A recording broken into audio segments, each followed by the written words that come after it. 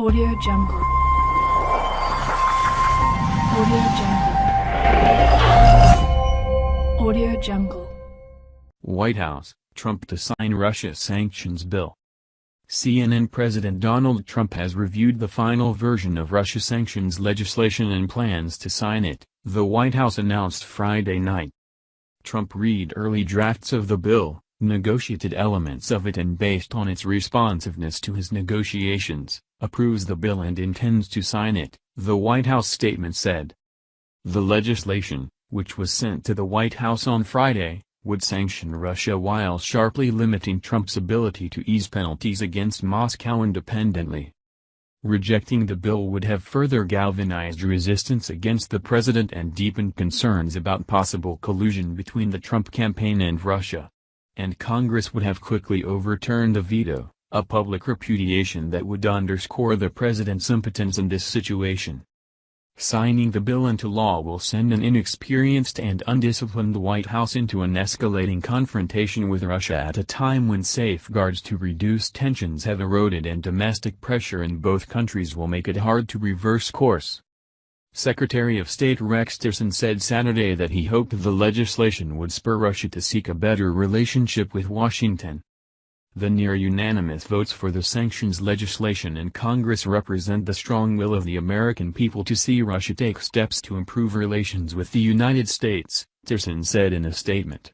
We hope that there will be cooperation between our two countries on major global issues and these sanctions will no longer be necessary. But Russia will likely retaliate in ways that go beyond the expulsion of U.S. diplomats and the seizure of American diplomatic recreation areas that took place Friday, said George Beebe, a former director of Russia analysis at the CIA, and others. Russia is likely to more actively work against U.S. interests on the international stage. He is in a lose-lose situation here, Beebe said. There really are no good options for him on this. Russia announced that it was expelling American diplomats and seizing property after Congress passed the bill.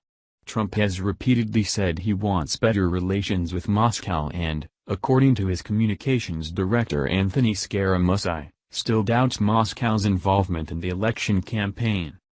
But there was very little political space or rationale for Trump to veto, said Aaron David Miller, a vice president at the Wilson Center, said prior to the White House announcement Friday night. He pointed to the FBI investigations into Russia's ties to the campaign, Putin's actions in Ukraine and Syria, and Friday's actions against U.S. diplomats. There's no rationale, no excuse for a veto, Miller said. None. It would be a form of political suicide. Russia's move against U.S. diplomats has delayed payback for an Obama administration decision in December to expel Russian envoys and seize their holiday compounds, a response to Moscow's interference in the presidential election campaign. Moscow said Friday that the U.S. must reduce the staff at its embassy and consulates to 450, the same number Russia is allowed to have in the U.S. Moscow is also barring Americans from using two diplomatic facilities. Russia had greeted Trump's election victory with euphoria, confident it would usher in a new era of close cooperation and an easing of sanctions, said Angela Stent, director of Georgetown University's Center for Eurasian, Russian, and Eastern European Studies. With that in mind, President Vladimir Putin announced that Russia wouldn't retaliate after the December sanctions, preferring to wait until the Trump administration moved into the White House. Trump's former national security advisor Michael Flynn had to resign after his conversations with former Russian ambassador Sergei Kislyak came to light, some of which are thought to have been about easing sanctions. Flynn's ouster was part of a trend that caused early Russian excitement about Trump to dissolve. Russian Foreign Minister Sergei Lavrov said in a statement Friday that while Russia has been doing everything possible to improve the relationship, recent events showed that U.S. policy was in the hands of Russophobic forces, pushing Washington to the path of confrontation.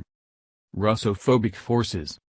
Indeed, lawmakers and analysts sounded confident that they hold the upper hand on managing the Russia relationship and it's not likely to improve soon.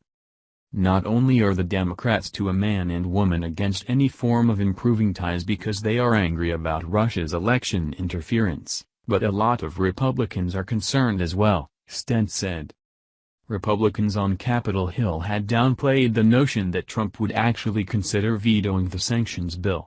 Both the Republicans and Democrats alike had predicted a swift veto override if Trump did try to thwart the measure. "I think it'd be very unwise, it would be overridden immediately," Oklahoma Republican Representative Tom Cole said. "The president has every right to veto it, but it isn't going to change the votes." Republican lawmakers also pointed to North Korea's latest missile test as yet another reason for Trump to sign the bill, which also includes new sanctions against North Korea and Iran. Senate Foreign Relations Chairman Bob Corker, who helped broker the Senate sanctions deal, said he spoke to both the president and Tillerson and